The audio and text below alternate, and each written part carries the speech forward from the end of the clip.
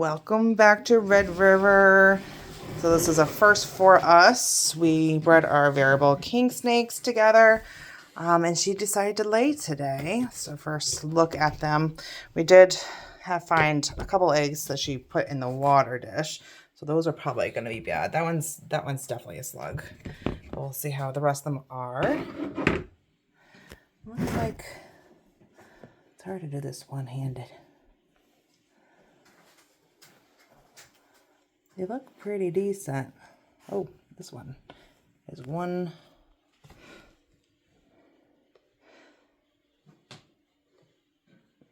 That is one weird egg, but we'll see. That's a lot different than hognose eggs. Definitely. Might be a couple sluggies right here. But I'm going to go through these. I got to get some perlite and go through them, and I'll show you in a few minutes how they're looking.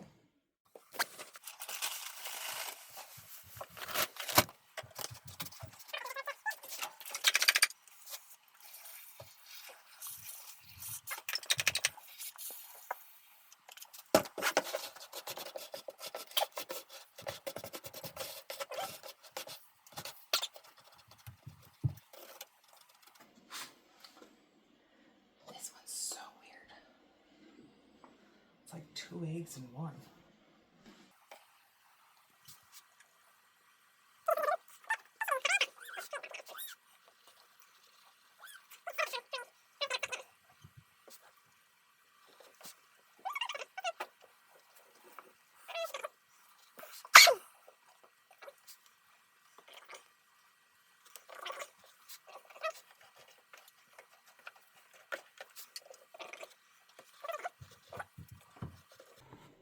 All right, you got 2, 4, 6, 8, 10, and 3 that are kind of iffy, weird shaped ones, and then 1, 2, 3, 4, 5 slugs. So not bad. This is her first year breeding with us.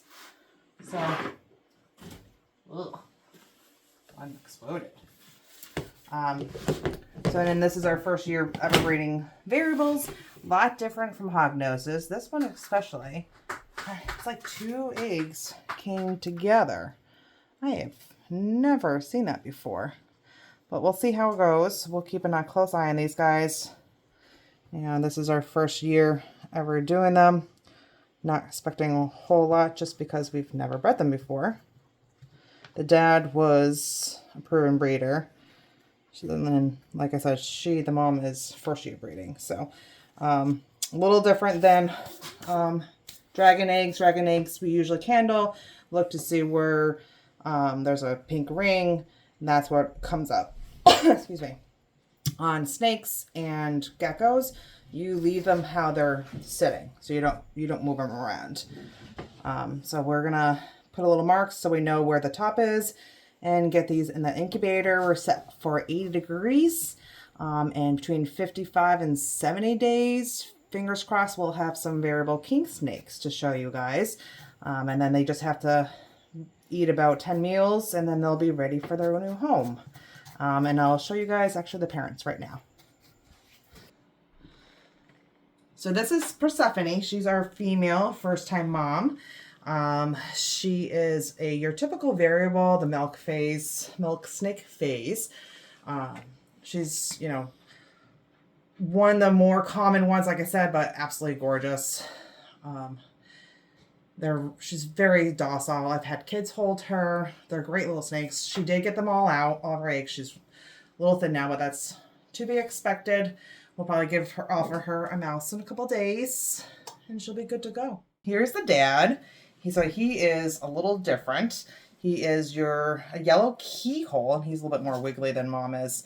So you can see he's a little bit about the same size, a little bit shorter, which is a typical for male versus female snakes. And again, he's just absolutely gorgeous. They're named as variables due to the fact that we'll breed these 2 together, but we may get something totally different. But typically, we'll get most likely some of the milk phase and some of these pretty keyhole ones. And as you see, they're very curious snakes. That's why I love them. All these king snakes. I have the variables and I have the Eastern kings. They're super sweet, docile snakes. A little bit more squeamish than like your ball python, but overall they're a great pet. So this is Atlas. Like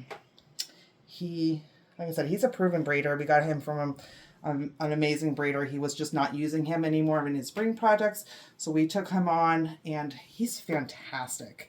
So I'm super excited to see what we get from this clutch. Like I said, it's going to be a couple months before they hatch. But we'll definitely keep you guys updated and we'll do a video when they hatch so we can see what kind of patterns and colors we get out of this. I'll talk to you guys later.